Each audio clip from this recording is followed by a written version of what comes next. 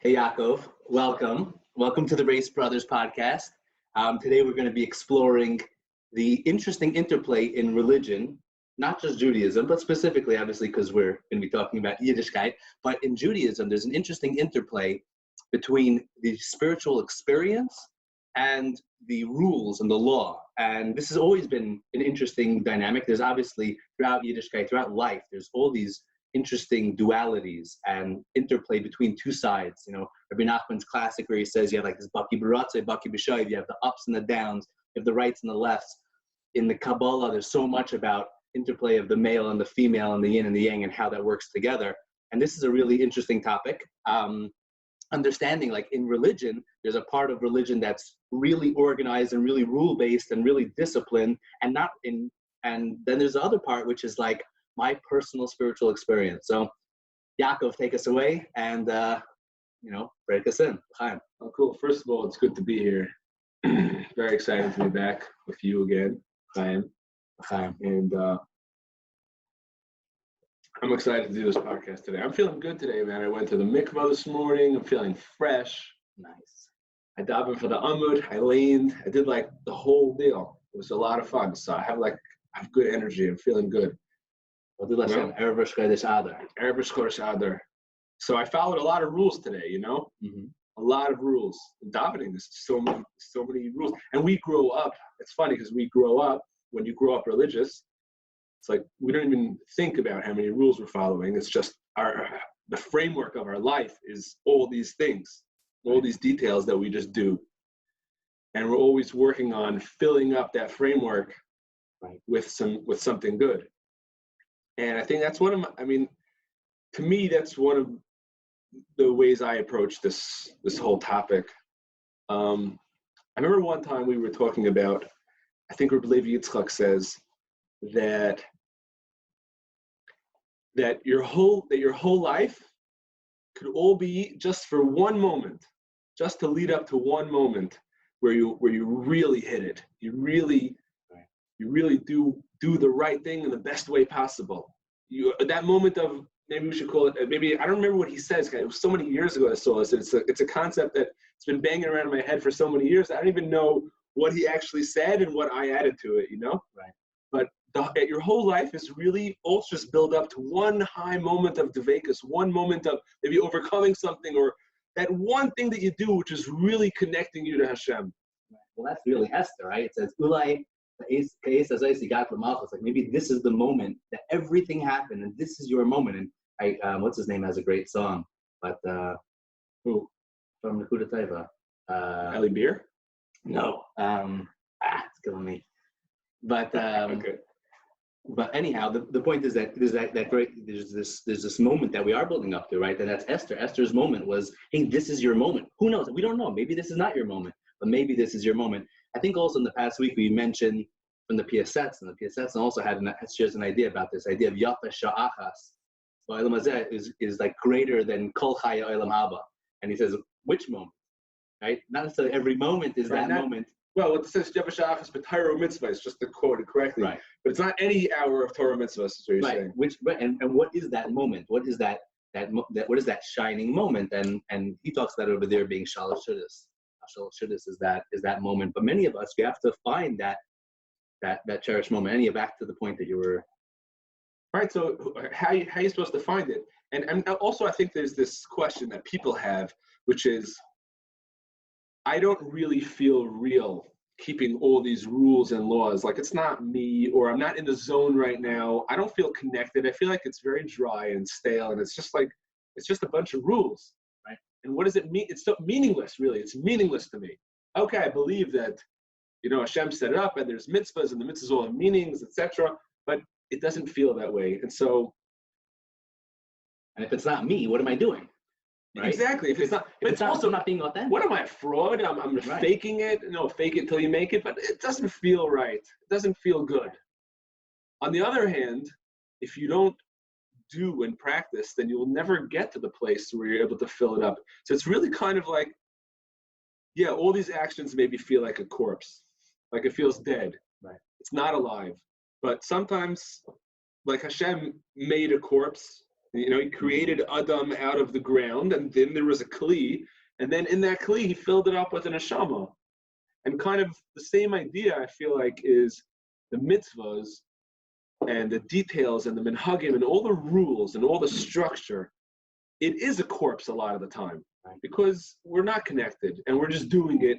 Mitzvah sanashem melumada, we're just doing it again. We get up in the morning, we go to shul, and we say the words.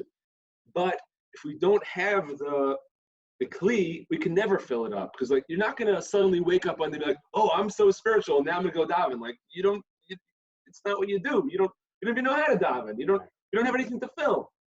So we have to create that framework, and that's the interplay of halacha and Kabbalah. Halacha is the framework of a yid, the framework of our lives. Like here's the corpse. Okay, so I'll be a corpse maybe. You know, I'll serve God. Just I'll do what it is. I'll do whatever He says, just because this is what I got to do.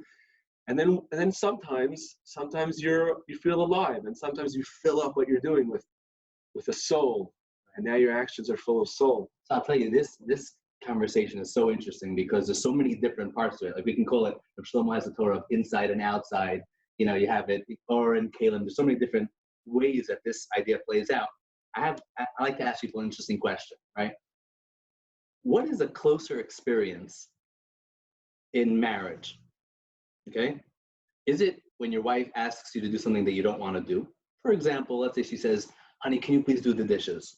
And you're like, sure. Or, can you let me, get a nap and you'll take care of the kids, or whatever it might be. And you do it even though you don't want to do it. Or is it when you're sitting on the couch, enjoying a coffee, spending time together, having a really nice, intimate conversation? Right? Which would you say is the greater, expression of your marriage? I don't know which one's greater. They're different expressions, kind of like apples and oranges. Nice. So some people, and that's beautiful, right? Now, many people would say, well, sitting on the couch, that's what the marriage is all about. On the other hand, some other people might say, well, no, going into the kitchen and doing it, because sitting on the couch, heck, that's enjoyable, right? Like that's the product. So that's, in some ways, but if you're just sitting on the couch and your entire experience in your marriage is just, hey, we sit together when we're having a good time, and it's never been tested by the place of being able to say, I'm going to do it when I'm not feeling it, and I'm going to be there for you even when it's uncomfortable. And I feel like that's the relationship with also this aspect of like the process, the building that we work on who we're becoming in our relationship with Hashem when we're not always seeing it. When, if you don't see what your actions are really doing, and you don't really see what your davening is doing, and you don't really see what every mitzvah is doing, but yet you do it because there's this relationship, and then you experience the benefit of the relationship and the closeness of the relationship. I think in many ways we'll say, actually, the place the relationship was built is in the dark times, right? So, and this is, I always found it very deep. I don't remember who the first person I heard it from, but we say it in some of the kinnis on Tisha B'Av, is that, the darkness of being kicked out of Yerushalayim overshadows the brightness of leaving Mitzrayim, but yet the relationship that we've built in Galus, I think, is way deeper and closer to Hashem than we ever had in the Beis HaMikdash. Like, I think the Beis HaMikdash was amazing, and I'm very excited to go back to there. But this relationship that we've gone through and the closeness that we've had by going through this process has brought us to, and ultimately, that's why the ultimate Geula is going to be so much bigger. And even the Geula process that we're going through now is so big because it's coming with all the baggage. Like the classic story of the guy who's able to turn to Hashem and say, Hashem, like, I'm really annoyed at you. I'm really angry at you, and I really hate you. And you go, what? Like, how you can't talk like that to Hashem? Well, when you could talk like that to someone? When the relationship is so deep that it's not going to be broken. And then you can mamish be real. Yeah. If the relationship isn't deep enough, then you can't say it. Because Gevalt, if you say something like that, if you say, I'm so angry at you, I hate you, then maybe that's going to break the relationship. But Gevalt, Hashem said it to us, and I think we've said it to Hashem, and we're not going anywhere. And we're still there. And I think this is this interesting dynamic interplay. It's true. It's interesting you're saying. I think some of my best davenings have been when I walked into shul and I was so not in the mood of davening, and I said, Hashem, I really don't want to daven today. So not in the mood of this. I don't want to be here. I'm only here because I have to be. And then just being able to say that opens up a little, and you go, okay, am I only here because I have to be? I mean, maybe there's a part of me that wants to be here also, but I'm really not in the mood. But I appreciate that you're listening to me and letting me express myself. Right. I think there's a great story. And then everyone around me looks at me like, what the hell's wrong with this guy? Wait, you're saying all this out loud. Yeah. That's classic. Because I have to say, there was a great story with the Ribnitzer. The Ribnitzer had a minion. And in this minion, you only were allowed to come daven with him if you didn't daven. Like, if you already daven, don't come and be a voyeur. Don't like come and watch what's happening there. So this guy woke up, and the minion wasn't so early. I'm sure the Ribnitzer started his avodas real early, but the minion, I don't know exactly what time it was, but he gets up and he was like not in the mood of davening. He gets up, he's like, oh Hashem, I can't daven. I feel so stinky. I don't even know. I can't go to shul. He was like all to bracha. And he's like, you know something? I'm just going to go to the Ribnitzer. So he grabs his tefillin, he drives over to the Ribnitzer, comes into the minion, starts pulling out his tefillin, and the gabbai comes over to him and says, the Rebbe says you have to leave. So he says, what do you mean? I didn't daven yet. And the gabbai goes back to the Rebbe and he sees the Rebbe saying, no, he daven. He has to go out. And the guy was broken. I mean, you can imagine, he used like his last energy, and like he was feeling so much yayish, so much like hopelessness, and to just then go and be like, come to the Ribnitzer, and like he thought this would pick him up. And so he turns to the gabbai, he's like, listen, he's like, I promise you, I did not daven. Like, I please don't kick me out. And he says, listen, he goes, the Rebbe's not going anywhere. After davening, come in and ask the Rebbe, like, you can bother him, but you can't be in here. So he goes outside, he puts on his tefillin, maybe says Shema Shemona Esrei, and he comes back in afterwards, and he goes over to the Rebbe. The gabbai takes him over, and he says, Rebbe, I came here, I didn't daven. So the Ribnitzer looks at him, and he goes, when you got out of bed this morning, what did you say? He goes, I said I couldn't daven. Hashem, I can't daven. He goes, you were Yitzhak Shachris. Isn't that amazing? That's such a great story. Yeah, and that story, it's so, and you can imagine, like, I mean, I'm sure that he felt bad, and I wonder if, like, the Ribnitzer, how much of it he had already played out, or Mamash, he just saw it. He didn't know what it was, but he saw that. I feel like that is, like, such a real experience. Mm-hmm. And it's interesting. There's a Torah from the Baal Shem Tov. The Gemara asks, what's the highest prayer? Tefillah l'Moshe, we say in Tehillim, Tefillah l'David, or Tefillah l'Ani. And it's a kavod, Moshe, like, it's definitely not the poor guy, right? Because it's got to be either Moshe or David. Like, these Moshe Rabbeinu's davenings, David HaMelech's davenings is the greatest. So the Gemara says, no, Tefillah l'Ani is the highest. Why? Because Tefillah l'Ani ki yatev, lifnei Hashem yishpech sicha, that the tefillah, when the Ani wraps up in his prayer, and lifnei Hashem Yamash comes in front of Hashem. And the Baal Shem Tov elaborates on this. He has beautiful Torahs on this, but the core of it is that Tefillah Moshe is beautiful, Tefillah David is beautiful, but in Ani, when somebody's really feeling that pain, I'm chaser, I'm suffering, I'm real, it's so real that authenticity and realness takes you straight in. And so here we have that, like, Moshe and David, you can imagine, they knew all the heavenly realms. They knew how to walk. It says that Moshe Rabbeinu b'kol beisi nemanu. He knew how to navigate all the heavenly realms. So he knew exactly where to take his prayers. But the poor man, the authenticity. And so this once again flips back to the other side of our duality, of our dynamic interplay, which is, hey, if I can be real with my prayer, then that's really what it's all about. Meaning, I didn't need to do all the rules of a chakras. I didn't need to do all the rules of what Moshe or David knew. I don't need to know all the Kabbalistic meditations to be able to be high. I just need to be really authentic with Hashem. And I think that in life, it's a really tough struggle. Like you said, like, to keep the goof, the body, the vessels running. But isn't it all about that emotion? Isn't it all about being real with our Avodas Hashem? It is interesting. And we've played out both sides now. Mm-hmm. I guess the first, just to recap, just for myself, one thing we brought out was that we need the rules in order to, as a framework, in order to fill up Mm-hmm. with the Spirit. But then the second thing was what you said. Sorry about that. I have to put on silent. All right. The second thing was what you said.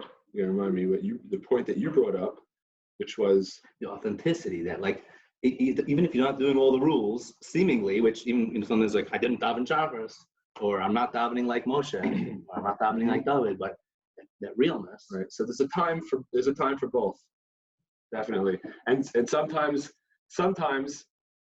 if the framework and the rules aren't working, we can be real about that also. And sometimes it can either help us then fulfill the rules and fill it up with soul, or sometimes you don't even need to because you hit it. But we can't rely on that, because that's something which is so.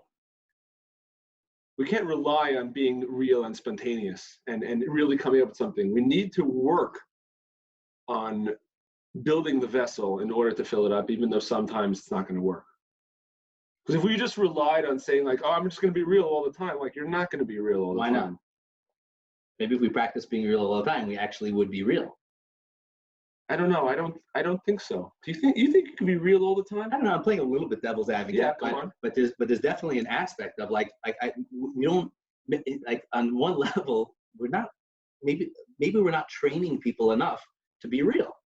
Right? The Baal Shem Tov came in and he did, and many of those rabbis, I mean, the Kotzker, like, they were questioning beliefs, and they were saying, hey, what are you doing? Like, is our system really geared towards authentic individual experience?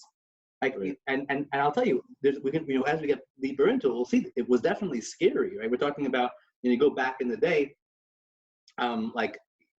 spiritual experience is a scary thing because you can get lost in it. I think that's, for me, that's really more of the danger. I agree that, you'll flip in and out. We have Meichin the Gadlus, Meichin the Kadnas. You have times that you have that aware consciousness, and sometimes that we fall down. But I think the greater danger, or I like to say the major danger, is that we can fall into places where we're fooling ourselves.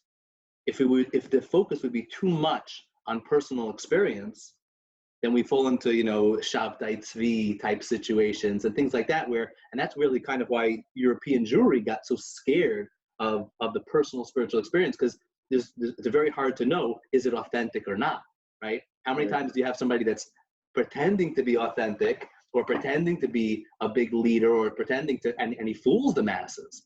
Mm-hmm. And I feel like that's a bigger aspect of the danger that we're looking at. I hear what you're saying. Another thing, though, that you just sparked is that I think also you might end up becoming a light junkie, like chasing the light. Right. And it's interesting. Like, again, back to what you said before. How did you phrase the question? What's a greater, or how is the relationship more? What shows a greater depth to our relationship? The time when things are great and you're having that amazing connection, or the time when you're willing to do for the other even though you really don't feel the connection at all, but you're still willing to give of yourself. And maybe too often we become light junkies. Like, I remember when, at the very beginning of my spiritual journey, I must have told you the story 1,000 times, but I always go back to it because it was so formative for me. What's the story? I'll tell you the story right now. It's just, I used to daven in this minyan that was so beautiful, the breast of minyan in Harnof, and I absolutely loved it. And go Friday night and have the highest davening, completely lose yourself in the davening, just come out of there feeling so uplifted and so on fire. And then there was a certain time when I lost it, and I would go to shul, and I'm like, I'm so looking forward to Friday night. It's going to be the highest davening, and then come in there and just wasn't feeling it. Week after week, I wasn't feeling it. And I'm like, okay, maybe it's just this time. Maybe it was Sphira Omer. Maybe Sphira is the time when you lose all the light and you have to get back. Lag BaOmer will come back. Didn't come back. Lag BaOmer. Shavuos, the light will come back. It didn't come back Shavuos, and I was so broken because I was like, I needed that spiritual high that I was getting used to. And then one week I went back and I said, that's it. Heck with it. There is no more spiritual high. It's gone. And maybe I'm just faking. Maybe I'm fooling myself. And I said, I'm just going to go and say the words very simply. I'm just going to say them. And that's all I could do. I can't. And I went and I just opened the siddur and I started saying, and just saying the words very simply. I'm just going to say it and think of what I'm saying, and that's it. And the next thing I know, I was flying. I was like, so I opened up. I'm like in this place, and it was so good. Right. And then I said, oh, I got the secret. You have to be simple, and then you get the light. So it's still junky, though. It's still such a junkie until I realized that you have to mamish sometimes just be simple and not search for light, and then you can connect. Then you can, but you have to mamish be simple. You can't be simple in order to get it. But also, what you did is actually, it's an avodah from Baal Shem Tov. I don't know if by the way, this time we had both been going through a very similar experience. We were working very closely together during this time. And also we were fighting together about trying to get that light back. That's the Torah of Tzerat HaSalateva, meaning just entering into the words, making a new vessel for yourself. And there is an aspect of that, of just learning to be simple and not journey for the light. And that's it. That's what the framework is there for. Just do the simple thing and do it with simplicity, and don't attempt to be right. Sometimes be real with where you are. Like you were saying, if I don't feel it, so don't feel it. Right. But just do it without feeling it, and be in the moment. I don't feel it so great, but I'll just say, I'll daven, I'll do the dishes, whatever it is. Right. I want to take this a little bit to another aspect. This duality, right, where we're doing for Hashem, is also the aspect with inside of each one of us, right? So you have, let's say, the two sides. I want to use Reb Shlomo's 2 words, right? He calls it the Torah of inside and outside, right? The Torah of inside and outside is that there's a part of me that needs inside. Inside is my personal feeling like I'm alive and connected, remembering that I'm a neshama. And in my neshama, in the place of neshama, no matter what I do, I'm worthy. No matter how much I break down, I'm always connected. The neshama, and that's why every one of us can always reach back to that place. You wake up in the morning, no matter what happened the night before, like kind neshama shenasati b'tahira. That's an aspect of inside, being alive, or I guess the New Age spirituality people call it being. And then you have the outside. The outside is, what am I going to do, right? I have to go out into the world, and I got to accomplish, and I got to do. And that's what we call doing, right? And on some level, right, this is now leaving, let's say, the relationship with Hashem, like which one is, we were talking before about the relationship between a husband and wife, like which is the greater expression of the relationship. I know in my own life, this is also a very powerful interplay, meaning this interplay of inside and outside, of how connected am I and how good am I doing. And I find in my own life, I'm trying to always have this balance, but it's really hard to have this balance, right? If you want to go and just be and just connect and remind myself, hey, I'm a neshama. So then sometimes you can kind of get a little lax maybe on what you're supposed to be doing, right? You're working so hard on being connected. So it's like, I'm not going to go do what I'm supposed to do. Why not? Because I'm just trying to be. I'm trying to stop getting out of the doing stage. On the other hand, then you're not doing what you're supposed to do. So Shlomo says that every year it's put in this world to do, not to be. You need to be, because you have to be connected to Hashem. But to know that your neshama is connected, right? Your neshama is always connected. You don't need. So now there's an aspect of doing to that, which is being aware of my neshama's connection and pulling out. But really, the tikkun and the avoda, the adam that was put into this world to do, he's put him to do. And so therefore, there's so much to do. But if you forget about the being, then you start rotting at the core, and then what has your doing become? Your doing becomes a skeleton, and that's when it becomes this false externality. And that's when we look at ourselves and we go, why am I davening? It feels like such a lie. Why am I dressed this way? I feel like I'm a lie. That's when the begadim, that Rabbi Yochanan in the Gemara says, my clothes, my begadim, are my honorables. My outside is my way of expressing the inner beauty that I have. It turns into bogdim. It turns into like these traitors that are holding me back, that are actually lying. That when you look at me and you see me davening, it's a lie because I'm not connected. And and this is like, when the tefillah, when everything becomes just chitzoni, and what is my avodas Hashem? And I know in my own life, I deeply struggle with this flip. It's a flip flop for me. It's like I get into doing, I get into really accomplishing, really, getting things I want done, and then I begin to feel like, well, I've forgotten about Hashem.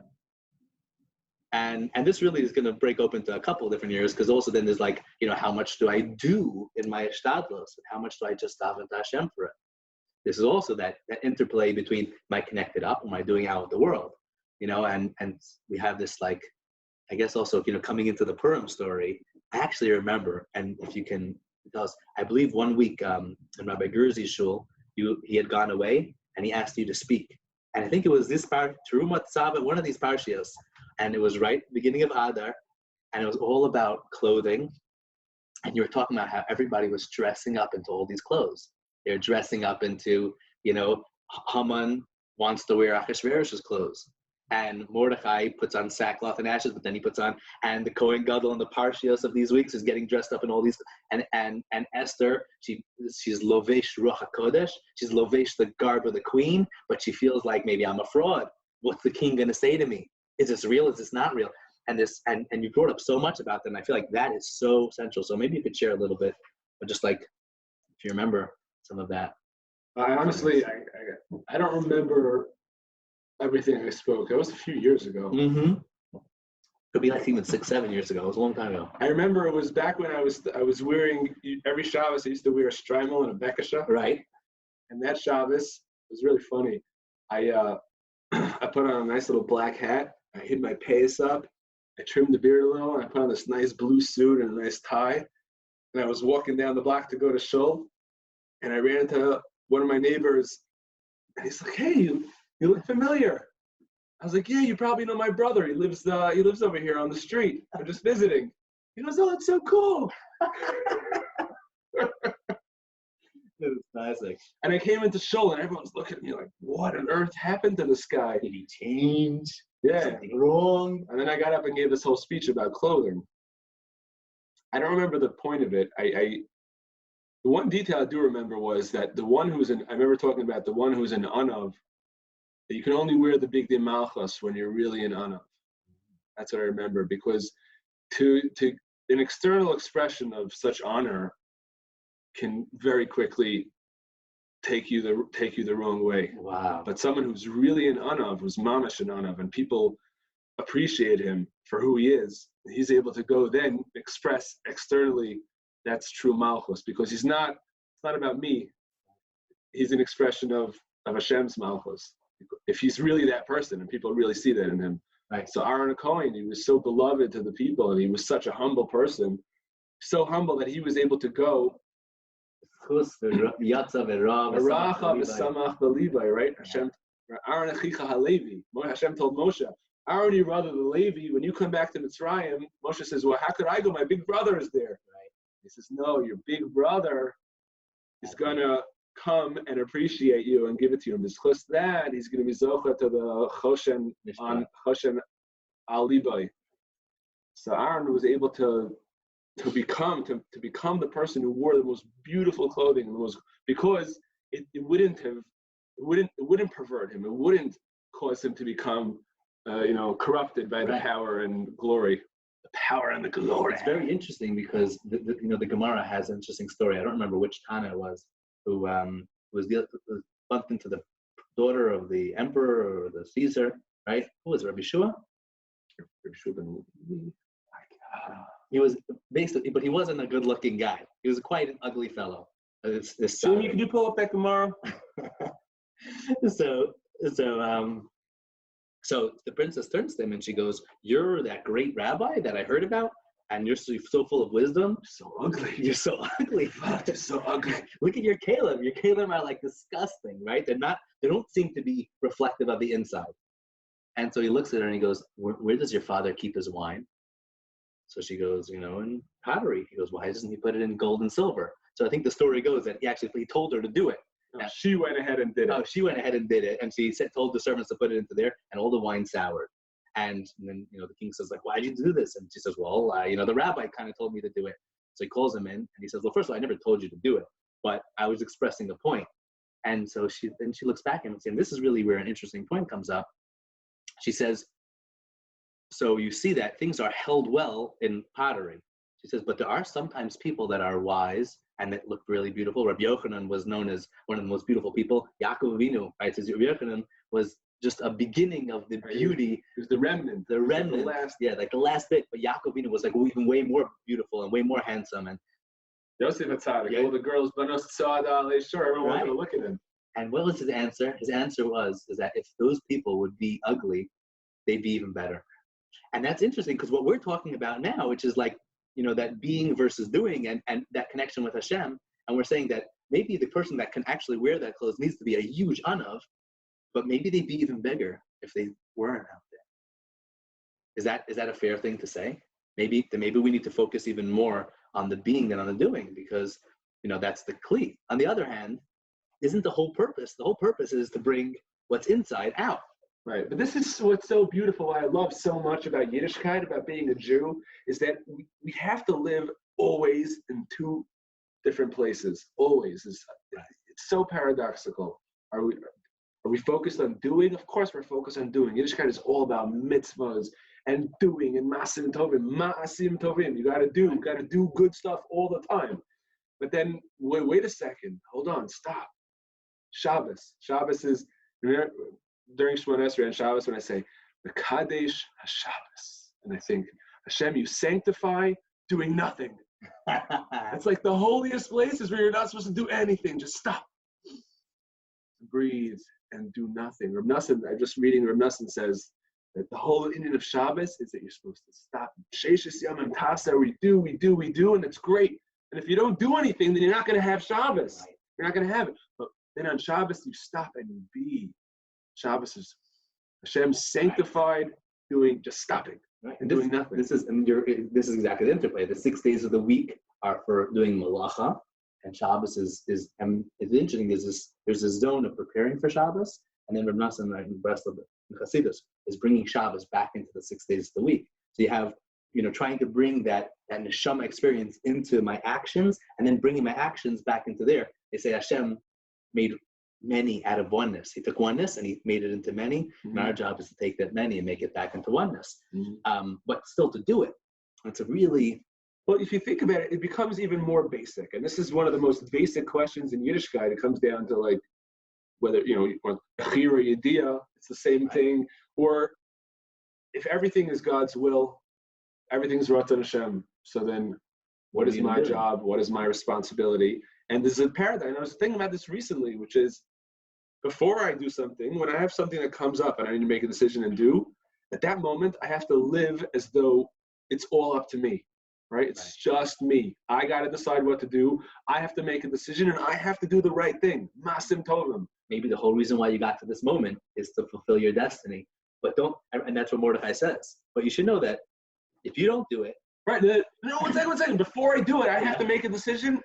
There is no God, it's me. I need to do. Right. It's all up to me. Once it's over, now it's all God. I don't have anything to do, and now all I say is, it's all Ratzon Hashem. I screwed up, I did an Avera. All right, God wanted that to happen. But the next time it comes up, it's all me again.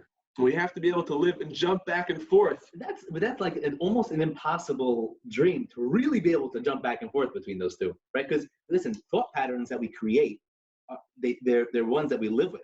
If in your mind you create a certain thought pattern which says, like, hey, I have to accept that this happened from Hashem. How can you deny that thought pattern at another moment? Meaning, you can't. Is that fair to even expect this of a human being? And although I do think that this is part of the beauty, like you mentioned, the beauty of Judaism, Yiddishkeit, is living with paradox. Because the truth is that, let's say you were able to live with both of these. Would you really be able to live with the paradox of being a human being? Being a human being itself it's just paradoxical. You're put into this life for a short period, like the whole thing. And I think that really maybe so much of this whole experience is just about learning to live with friction. Yeah. And at the end of the day, like, what do we even really know what we're meant to be accomplishing? Like, it's hard to really even know. It is hard. And like Reb Nosson says so many times, you read Mashiras Nefesh, how many times does he say over and over again, you don't know. Maybe Hashem knocked you down so that you would have the next test of getting up. You don't know where your tests are. We don't know. But all we can do is say, what's in front of me right now? I can try to do the best I can at this moment. And then once that's done, we have to dance back and forth. Being a Yid is about dancing all the time, just dancing back and forth. And we have to, and sometimes we live this way, and sometimes we live that way, and from moment to moment, from second to second. I have to, someone said something to me. Well, it's my responsibility how I respond. But what they did was totally God. God is talking to me. Right. What do you mean? He also had a decision to make the way he said it. He insulted me. No, God did it. But now my decision of how to respond is all me. It's like Rabbi Yisrael Salanter said, right? Yeah. That even atheism has its place in the world. Right. When you see another Yid, you see another human being who needs help, you say, I don't believe in God. God's not helping him. I got to help him. What do you mean? How could you not believe in God? What do you mean? Hashem takes Racham of Kol Masav. True, but right now I don't believe in God. Right now I'm going to go take care of that guy. Yeah. I mean, we're dealing with an impossible job. That's the truth. And the truth is, I think that we're living in an impossible world. Yeah. So it reminds me of our whole conversation. I've been thinking since the beginning. It reminds me of a story about one time, I forget who, somebody asked the Chayza, one of the Misnagdim asked the Chayza of the Blim, I don't understand you Hasidim. You guys are always happy and dancing and besimcha. Really gullus. There's no base of mikdash. Where the shechina is in gullus. What are you so happy about? So he says, I'll tell you a story. There was once a king. The story in the story. There was once a king. I gotta go grab another one. Yeah, okay. No, you don't have to pause. Go grab another beer. I'll even keep telling you the story. It's fine. Right. So he says there was once a king who was beloved by his people. The people loved him. He loved the people, and everything was beautiful.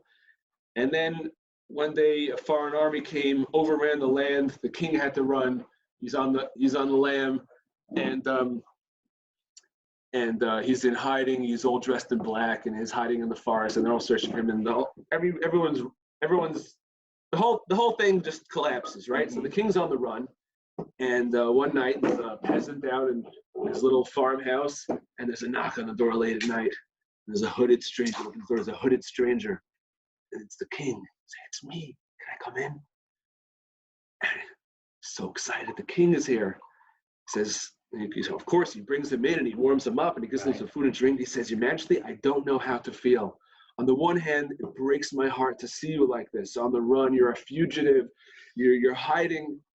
On the other hand, the king is in my house. How could I not be happy? How could I not dance? So it's exactly what you've been saying the whole time. We've been talking the whole time. It's like, how can I not be the happiest person in the world? Everything is happening exactly the way it's supposed to happen. And there's nothing I can do to change it. I'm going to make however much money Hashem is going to give me, and I'm going to accomplish exactly what Hashem wants me to accomplish. On the other hand, it's like, make a plan. You got to do. We got to make things happen. Things aren't so great. You know what? I am a miserable excuse for a human being. I'm terrible. I'm not anywhere near what I want to be. So, but the king is in the house. The Shama Shinasatabi, things are good. And could be we could even say maybe we could even say maybe a minor yichud for such a thing is that if you really really believe that your neshama is there and you can always connect and you're mamish worthy, you're mamish valuable, then I can hold you accountable for what you do. Meaning so like if you're living alive with the fact that you're being, with that you're inside, that is so alive and there's Hashem in your life, and that you are chelik al mal, and that you are worthy, even if you don't do anything. Without anything in the world, you are valuable, you are worthy, you are good. And if you mamish are that, then I can also hold you accountable for your actions and how you do. And I can actually say, something, you are so worthy. Now make sure that what you do, make sure that it's good. Make sure you do good stuff. Get out there and rock it. But if you're not really worthy, if you don't really have the capability of doing, I can't really hold you accountable for what you're doing. And in a funny way, this is like it's true. I got this my whole life as a kid. It was like, well, you're so mature. Why don't you leave me alone? Right, that's true. Without guilt, right? I agree that there definitely is a guilt. You have so much capability. Right. You should be accomplishing more. That's true. That's true. I think that, but it's not about this. It's really appreciating it. It's not about, and I think on one side, it's really stopping, really appreciating that, hey, that just being here and being connected. I think that, bringing it back to within ourselves. This beer is delicious. It's quite tasty. So good. IPA. Yeah. Oh, you should know, it's funny that I got into the whole IPA thing when we went to America. I haven't been enjoying IPAs. Always like, oh, I didn't enjoy the bitterness. For years, I've been drinking. I enjoy the high percentage beers because they're a little sweeter. You know, the Gems 8.8 and these different beers, and also a lot of the wheat beers. You know, the Hogardens and the Blue Moons, and there's all sorts of, you know, there's like from there, the Weinsteffen, but from there it goes off. There's all sorts of good, really good craft wheat beers that are like just so yummy and like good. And then we went to America, and we got those Lagunitas, and I had one, and it was so refreshing, and I just enjoyed. Maybe I don't know, you know, something. You know, taste buds change. Just listen, different insights is kedusha. You got to pick up at different times in life. I think that now. True, right. It has nothing to do with the beer. It has to do with the insights. I think the insights is. Why don't we lift up some more insights? Yeah, and the insights is so good. Of the IP actually reminds me of a great story. This guy, you know, he goes to his Rebbe every time. Every time he comes home from his Rebbe, he's got this new idea of what he needs to do. He's like acting all Rebbish. And of course, it drives his wife bananas because he's like, she knows that he ain't no Rebbe, you know? He comes home, right? He's doing all these things, making kiddish. Roll his eyes. Mamish, you know? He's acting out the whole thing. And one time he comes home from the Rebbe, and his wife gives him the soup, and he takes one spoonful of soup, puts it down, that's it, he's done. His wife's like rolling her eyes, you know? She gets together with her friends that week. She's like, what's the deal? Next week, same thing, one spoonful. So the third week, she's like, I'm going to show him. She didn't make soup. And he comes and he goes, no, where's the soup? You know, bissel maraca, bissel zip. And she goes, no soup. You're not eating it? I'm not making it. So she goes, no, you have to. So she goes, you mean I have to? Why do I have to? You're not eating it. He goes, well, that's what the Rebbe does. So she goes, okay, bring me to your Rebbe. So he's like, I can't bring you to the Rebbe. Like, she goes, no, you want me to make soup? Bring me to the Rebbe. I want to talk to the Rebbe. So, of course, the women always get their way.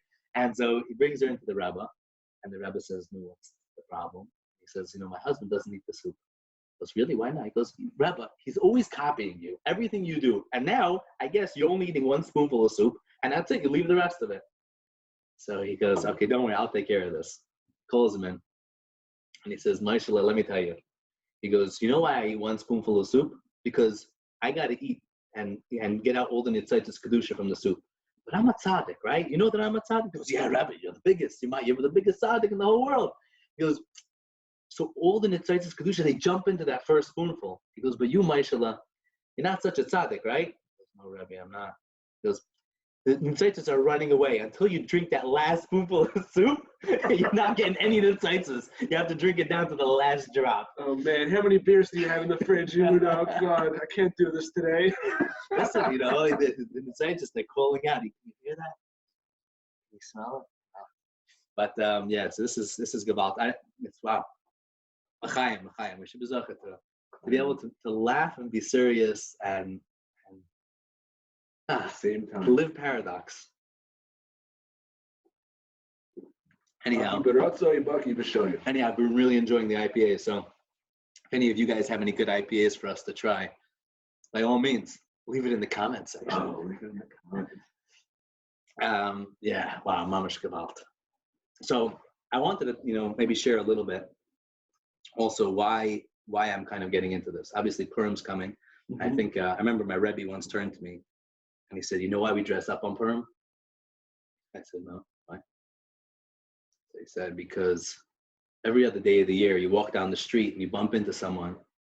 And Gavalt, you look at their outside and you think that's what they are. You see a policeman, and he's a policeman. You don't notice the fact that maybe he has a wife and kids and he has a story. You walk into the store and you go to the cash register and the cashier is just a cashier. There's no life to them. You're just a customer. And therefore, suddenly you play the role. You have to treat me like a customer, and I have to treat you like a cashier. Is there any human being? Is there any inside? Is there any life there? Goes with Gavalt on Purim, you dress up. Everybody goes, and what are you dressed up like? And who's hiding behind this mask? Right? Right. Or you actually have to talk to the person and find out who it is and have a conversation before. Yeah, you have no idea. You could be talking to the biggest Rosh Hashiva, or you could be talking to the lowest lowest me. But you never accept that what they're dressed up like is them. Right. And that's the story of Purim. The story, and that's why the whole Megillah right? It's Megillas Esther. It's the Giloy of the Hastara, because we're going to be Megala everything. Right. So that's, first of all, like, I think kind of maybe what was triggering both of us to have this conversation. Erev Rosh Chodesh Adar, and I bless us all and the whole world that we should mamish be able to see inside. Even when we're doing all the outside, we should feel connected to the inside. And even when we're dealing with somebody else's outside, I bless everybody that should mamish see. When you next time you see that cashier, or you see that customer, or you see that person walking down the street, remember they're alive. Actually, I had a great story. Yeah, go ahead. Oh, go ahead. I had a great story. I remember I was I must have been right after Barry told me the story for the first time, and I got off the bus by the Tachana Merkazit. Actually, like when the buses go into the back of Tachana Merkazit, like if you're going from somewhere far away. Yeah. So I came out of Tachana Merkazit. Instead of going through the whole building, I just walked out the way the buses drive in. And there's a guard standing there to make sure that people don't sneak in the back way. So I walk out, and I saw this guard, and I had been thinking about this the whole way. I don't know if I was coming back from Tzfat. It was like, like a rainy, winter day. I guess leading up to Purim or something, must have been Adar time. And I see this guy, and I was like, wow, so I walked over to him, and I smiled, and I said, how are you? And he looks at me, he starts like checking his time, like to tell me what time it was. And I looked at him, I said, no, I'm like, just, how are you? And suddenly this guy just lit up. Again, because I was looking for that. I was looking at him saying, in my head, I was like, I know that you're a soul. I know that you're a human being. I know that you have ups and downs. I know that you have emotions. I know that you have a whole life to you. You're not just a security guard. And he felt that, and just like, because it was a genuine, how are you? And he lit up, and he's like, wow, I'm so good. Thank you for asking. And I was like, have a wonderful day. And that was it. But it came loaded with all this. It's like the sword of the martial artist's 1-inch punch. Right. It's like there's so much going on, so many years of training, so much Torah and consciousness behind this little 1-inch punch. But that little 1-inch of doing holds so much being. Yep. That little bit of Olam Asiyah is mamish filled with Ilamas. And that's mamish what we're playing out. We're playing right over here. We're playing this little story out, playing this game out. But it's that 1-inch punch. And imagine just like to think about that for 1 second. We're all playing, and we're all fighting, and we're all doing this 1-inch punch. But about, you know what happens when that 1-inch punch doesn't have anything behind it? It's empty. Yeah. So empty. It's cool when you open yourself to somebody. When you really open to someone, like you're saying, it's cool. I've also had that experience. You could just smile at a person and say something so little and change their whole day when you do it for real. It's very cool. Yeah. Also felt it from other people. Yeah. When someone comes over and they could say the smallest thing, but they really mean it, you can feel it, it resonates with you, changes your life, changes your day. Yeah. And enough of that changes your life. It changes the world, right? It passes on. Yep. We have all these YouTube videos that, like you see like how one act really can pass along. Olam Chesed Yibana. Chesed just expands and expands. You give one person a smile, they're going to share that smile with someone else, because, if you're aligned, if you're feeling that alignment. Yak, when you're feeling like you're stuck in doing, how do you connect? I think I remember being Megam Game a little bit. Think. Currently Nachman Vani Megam Game. Think it slow. There have definitely been times when I reach back and tap into the neshama Shinasat to be.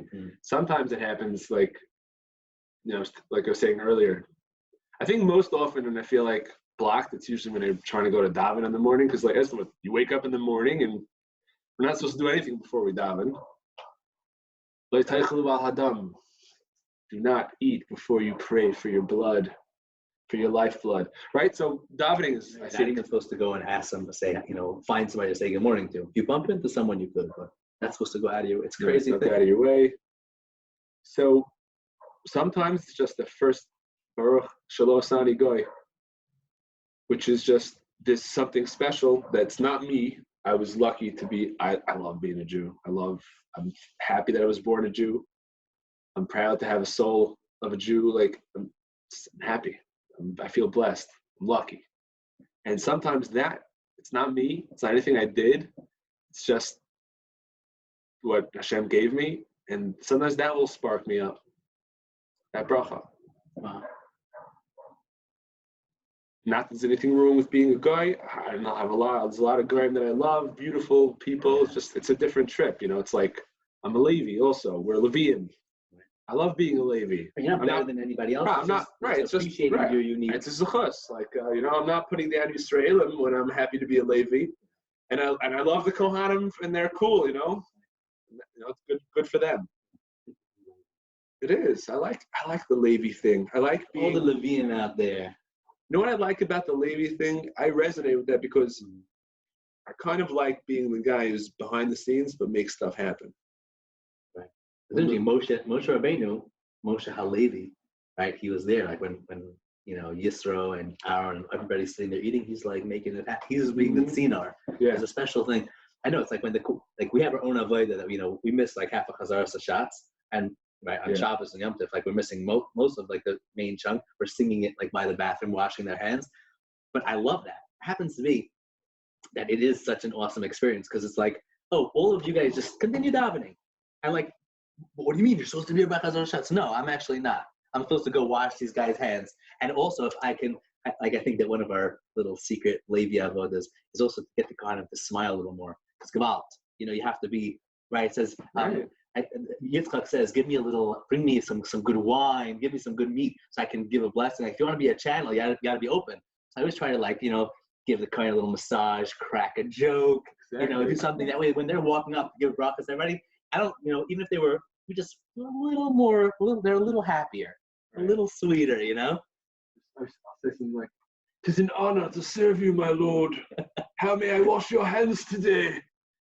Giving out all the Levite secrets. It works. It does. Hugs, lots of hugs, man. Hugs and smiles. Yeah. That's it.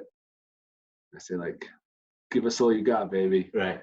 Give us a good open up. Give us a good bracha today. Yeah, and it's because listen, I know how much the chizuk works for me, and you know how much it works. So Gevalt, pass it on.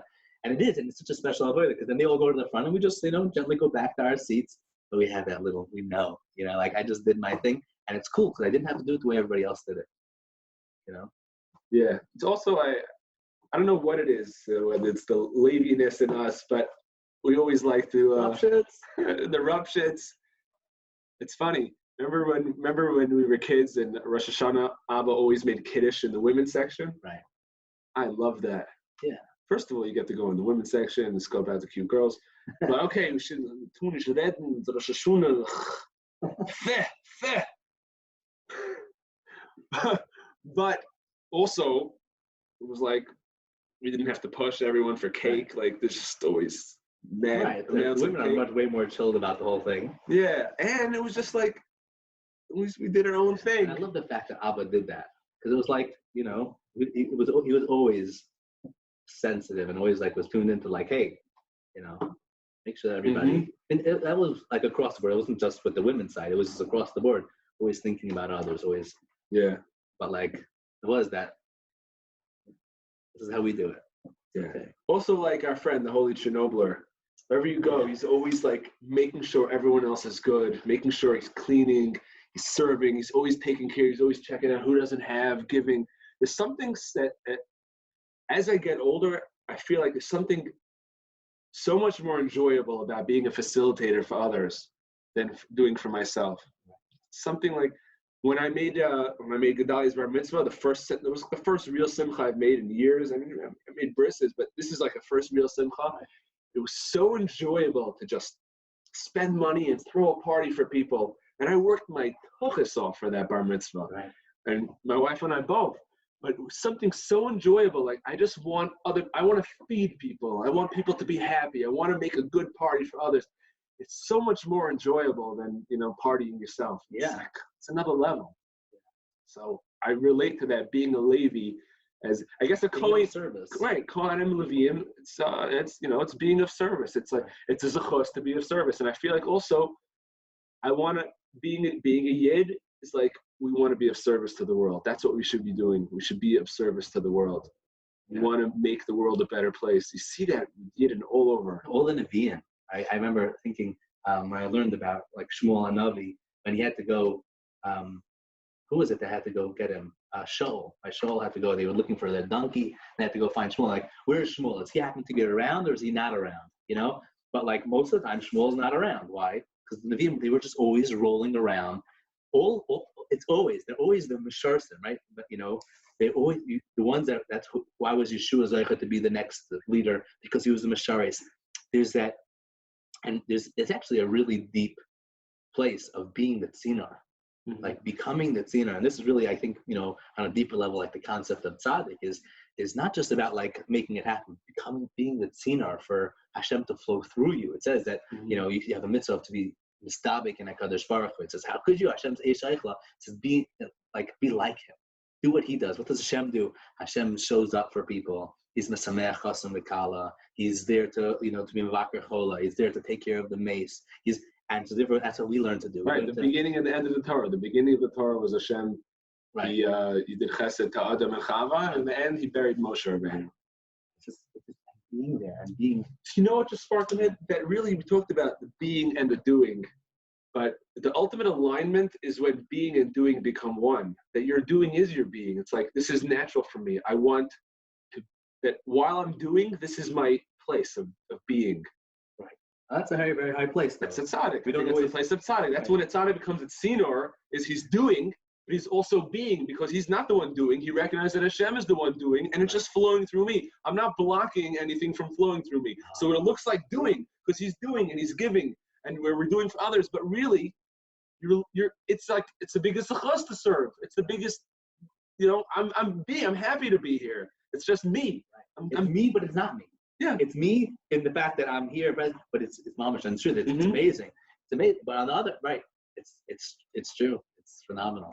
Being that tzinar, being that place, that flow, being that flow. It's a zchus. And it says also about Torah. Torah is water, right? But it says you go to a low place to be makabel. But the real way to have water flowing through is let it constantly flow through you. Be part of the system. Be part of the thing, And that's why Rabbi Nachman says even every single person has an aspect where they could be a Rebbe and be a Talmud, and sometimes you flow that, like here, just like sometimes you're mamish my Rebbe, and sometimes like a mamish flow Torah to you. Yep. And that's really the beautiful yin yang experience. Even Hashem, right? Hashem says to us, "Tunu oyzle like him." That he becomes a receiver, and we can even give back. Not just that we can be the ones giving to this world. He says, "You give strength to me in this world," or to your chateshi, right? You can make the one who formed you weak, right? The one who birthed you, and it's like by doing negative. And so Hashem is, so to speak, such an anav, which is crazy. It brings us all the way back to what we're talking about being an anav, right? Is that he's such an anav that he's willing to even lower himself to allow what we do to affect him, right? And to affect how he's going to be in this world, right? And he says to us, like, here, you be in charge. You affect me. We go, no, Hashem, you. It's all you. He tells us, right? Shuva Elai. Right? Hashem says to us, Shuva Elai, you come to me, and then I'm all yours. And we go, no, Shivenu Hashem Eilecha. Hashem, you bring us back to you. I never thought of it that way. It was like Shuva Elai, you return first. And we're always like, no, Hashem, you return first. They were saying, no, I want you to be the one to. That's so sweet. I'll let you be the guy. Wow. You're the man.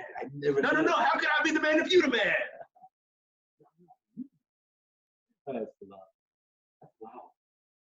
I'm blown away. Is that brand new from this moment? I think it's brand new from this moment. Wow, that's incredible. That's a really beautiful thought. It's all that he tells us in this beer. I think that's what brought it out. I mean, I have to tell you, but that triggers a thought from our friend Yoli Klein. I grew up, hearing Mission in Avis says, you should know there's an eye in Raya. There's an eye that's watching every action that you do. There's an ear that's listening. Careful what you say, and everything that you do, it's written down in a book. Don't think you're going to get away with anything. And Yoli spun the whole thing on its head and he goes, wow, you know how much Hashem loves you? Can't take his eyes off you. You're so beautiful to him. It's like, I can't stop looking at you. Ayin Raya. He wants to hear. You have an idea? Let me hear. Please tell me. I'm so curious. I want to hear it. And the cool, the Sefer Nechtav, everything's written down in the book. You should know he's mamish writing down your stories because he loves them. They're so good. He just can't get enough of them. And I must say, I don't know why they don't say it this way in school. Because this, something, maybe Well, that's it. Well, it's mamish, and this Hashivenu mamish fits right in with that. Should be sit. So funny. It also flows right into Rav Nassan says that the pasuk we say in Rosh Hashanah, Haben Yakir li Ephraim Yeled Shashuim, precious child. Ephraim, Klal Yisrael is such a precious child. Yeled Shashuim, a delightful kid, a kid they like to play with. So he says that Hashem looks at us sometimes, or he says sometimes, right? You're talking to Hashem, what are you davening? You're talking, and you feel like everything you say is just like an idiot. I feel like an idiot. So I go do a spider dust. It's like Hashem, like you feel just a moron. You can't even say anything. And he says, no, like you need a little kid, and they go Abba, da, and you're like, oh, it's so sweet. I love it. And Hashem's like, oh, you're so sweet. I love. Who are you? Let me quick take a video, right? Everything's written down. Oh, let me take a video of this kid. He's out in the forest. Look, he's smiling. He did a photo. Right? Oh, look at my little Yaakov. He's out in the field and he's going to Hashem. He can't even say a word in davening. He's just like. Nachman says even when a kid plays with his payas, he strokes his beard. Hashem's mom is getting like high. Oh, look at my boy. He's such a cutie. So that's it. Wow. Yeah, Haben Yakir li Ephraim.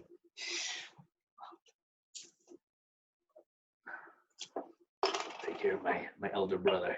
Man, I can't go to them. Yeah, all right. Don't want to embarrass the spirit. It's okay. That's okay. Wow. So it's interesting that I love what you brought up about that. And I want to, what you brought up about the idea of, like how you reinfuse yourself. Sometimes just going into brachas, just restarting your day, entering into just reminding yourself.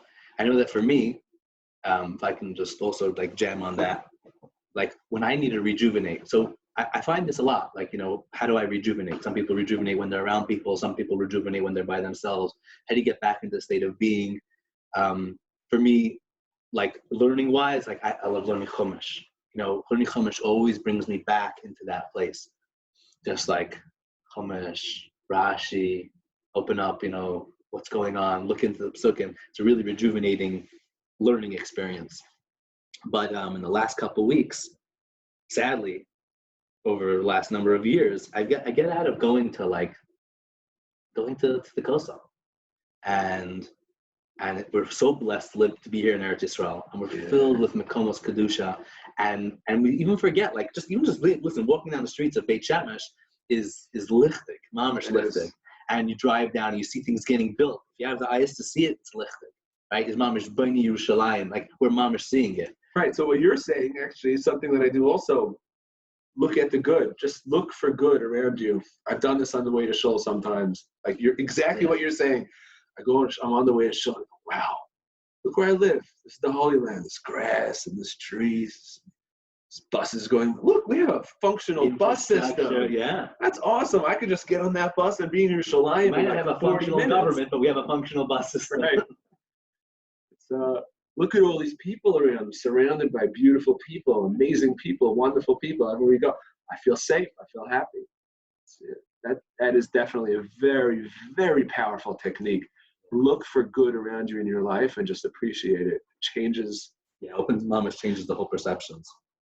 But over the years, we spent a lot of time at the Kotel. Coming to Eretz Yisrael when I was in Yeshiva in Yerushalayim, Kotel was always a place to go. We used to sit there multiple hours, sometimes together, sometimes by myself. Yom Kippur Cuttins especially was a day you'd go because there's a special mincha davening you could do, and people that fast, and you just hang out by the Kotel, especially go into that little zone in there.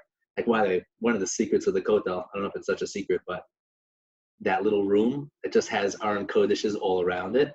I mean the inside of the Kotel? The inside. If you go down to the Kotel, on the inside. Oh, the Aron Kodesh room. The Aron Kodesh room. Yeah. Where all the Sifrei Torah are kept. And you go into that room, especially on a random day, nobody else is in there. And you go into that room and you're just surrounded by Aron Kodeshes. And you're by the Kotel and you're like, this is epic. I could just sit down and you plot, maybe I'm not supposed to do it, but you plot a little munch. You drink. And you just sit there and relax. You're just I'll tell you, it's interesting. I know I've said this to you probably a million times. But one of the things that's really cool about the Kotel is Jews are brought up to always be doing, especially religious. There's always something you need to do, right? We even say it sometimes in a beautiful thing, like, it's great to be a Jew. You always know what you should be doing. I guess so, if you convince yourself. But yeah, in some ways it's really nice. So Shulchan Aruch always has something that you need to be doing. But when you go to the Kotel, it's the one time, hey, you don't need to do anything. Everybody, even people that aren't into Kvarim, you can go to the Kotel. Everybody agrees with the Kotel. And once you buy the Kotel, you can just be. You no longer need to do. Well, actually, it reminds me of one of my favorite halachas. Yeah. Where you're not allowed to go into a shul for no purpose. Right. So it says that if you have to go in, let's say to call somebody or whatever it is, sit down and say a pasuk. So you sit and you say a pasuk. But halacha says you could even just sit. Just to sit in a shul is also a mitzvah, special. It's also good. I love that halacha. And I do that sometimes. Just sit down in the shul and I think, I'm doing something good right now. By being, I'm doing something good. And that's, a lot of people have this experience by the Kotel because it's a place that you're allowed to just be. Mm-hmm. There's nothing you need to do.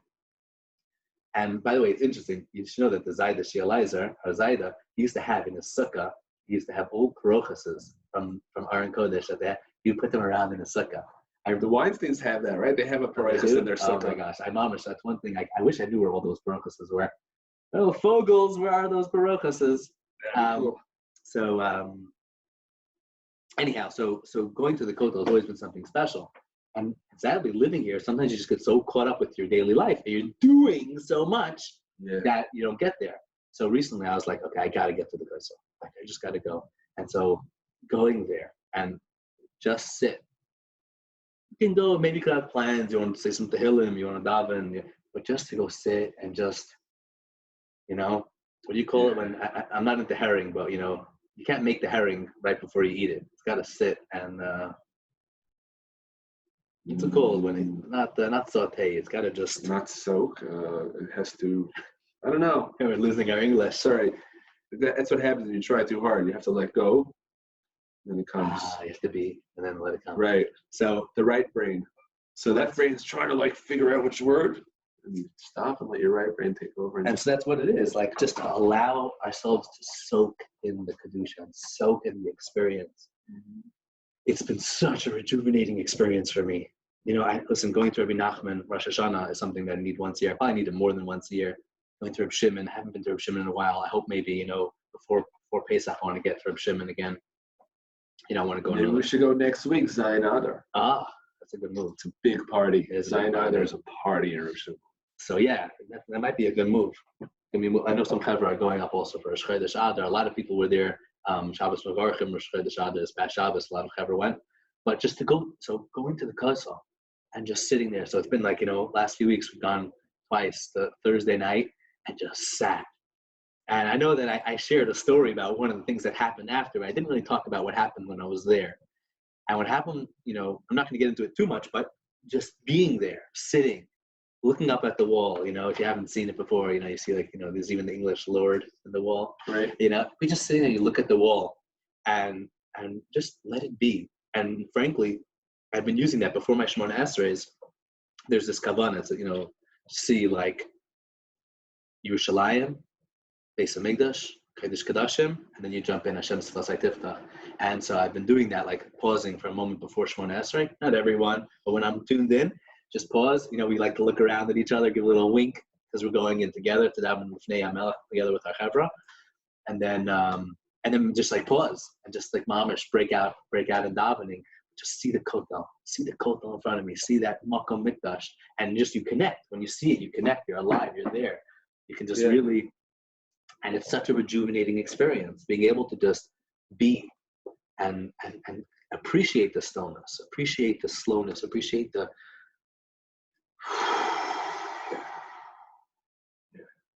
Adar also is a very pumping. Adar Nisan, they're so pumping that if you don't slow down, you can end up doing, but not being.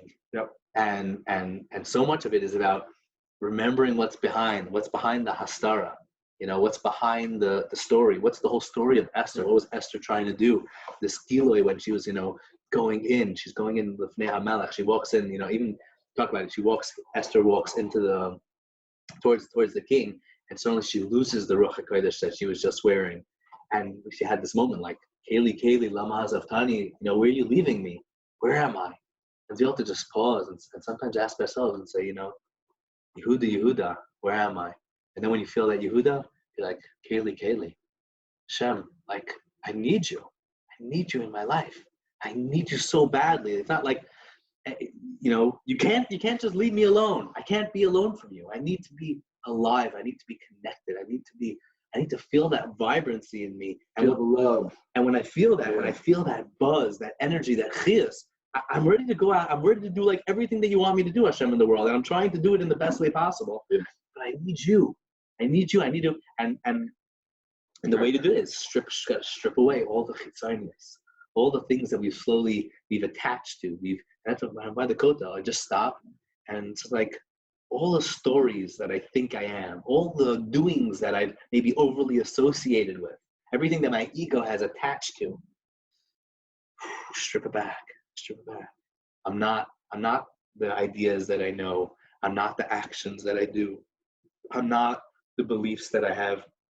Those are all beautiful things that I express myself in. Those are all beautiful things that I do in this world, but they're not me in my essence. Hashem, you know what I am in my essence? I don't know. It says, like, and we even say Hashem in this world is like an neshama in the body. And do we know what Hashem is? No. The only way you can know what Hashem is by saying what he's not. Right. And so too with our neshama, you can't know what our neshama really is. Can't really know. I mean, maybe you could. Maybe there's somebody who's down the road, and by all means tell me, but I don't know my true essence. But I do know that I've touched it. I do know that I've experienced it. I've tasted of it, smelled it. Yep. Hamu ru'u kitay Hashem. You can have that experience, but it requires letting go of all the outside. Yeah, it's scary for people. It's hard because I feel like, as a child and as you grow up, you very much create an identity based on who you are and what you do and all the things, what you identify with. And so it's hard to let go. It's a little bit scary, especially if I don't know what my soul is. So how can I let go of those things? But definitely over the years and different experiences of learning how to let go and learning how to let go of the feelings and the thoughts and just being especially when you go, like you said, Tom, Malcolm Kedusha, like I've had incredible experiences by the Baal Shem Tov and other tzaddikim where almost the world doesn't matter. Like at the Kotel, I've had that feeling where nothing matters. I'm here now and I'm just good. And it's hard to put it into words because what's good? What's here exactly? I don't know. It's good. It's a very peaceful, I don't need to do anything. I'm just here. I remember one of my favorite memories by the Kotel, I walked into the inner part, and it must have been a busy day. Maybe it was in Kippur Cotton or something. And I was looking around for a place to sit, and there was this old man with this beautiful white beard and sweet face, and he was saying Tehillim. And he was up to the Tehillim where it says, "No Hashem la'adoni shev liyamini." Wow. So he looks up and he goes, "Shev liyamini." Wow. And he motions. I just sat down there. He just gave me this big smile, and I sat down, and I felt so peaceful and so loved. You have arrived. Yeah, here it is. Shev liyamini. This is it. You don't need to be anywhere else. That's true. I mean, that feeling of arrival, it's an incredible feeling. When you feel like I'm here. And it doesn't come from accomplishing. There's a different feeling of accomplishment. It's a feeling of arrival. Like you're here. You've really come to this moment, and you're here in this. That's the bracha of Shehecheyanu, maybe. Shehecheyanu, V'kimanu, V'gianu. You've arrived here, and that's okay. Everything that's happened, everything that's brought you to this moment, Shehecheyanu, V'kimanu, V'gianu. Wow, that opened up a new door. I think next time I say Shehecheyanu, I'm really going to vibe with it. Yeah. I'm right here, right now. This is a good place. I'm happy to be here. It's so interesting. I always tell friends at Simchas, because you're talking about Purim, Pesach, so busy. There's so much Simchas that we're involved in and doing for it.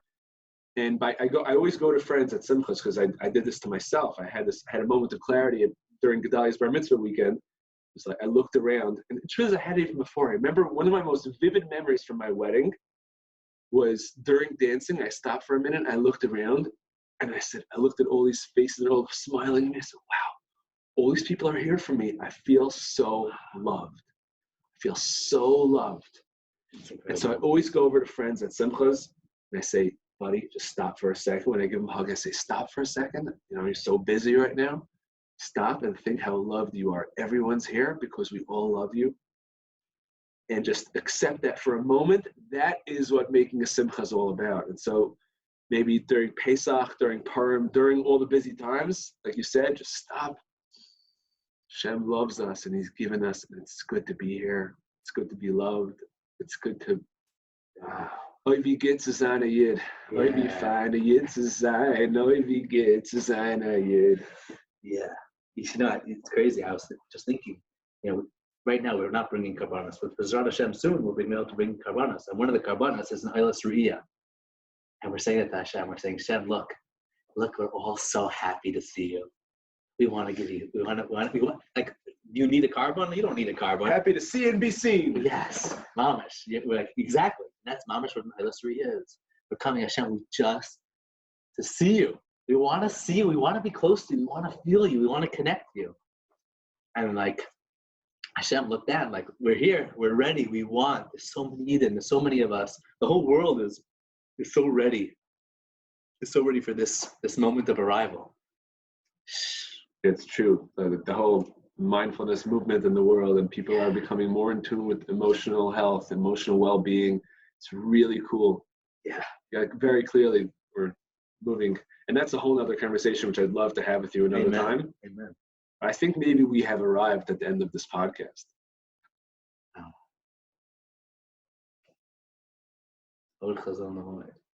Amen, brother. L'chaim. L'chaim to life. Maybe we'll be blessed to bring in Eilas Re'iyah and to be able to have mamash and aliyah from Re'iyah. We should have aliyahs from seeing each other, from being present with each other. Gewalt. It's definitely always an aliyah to be with you. You always an aliyah to shmooze with you, Yehuda. Feels the same way. All right, be blessed. Till next time.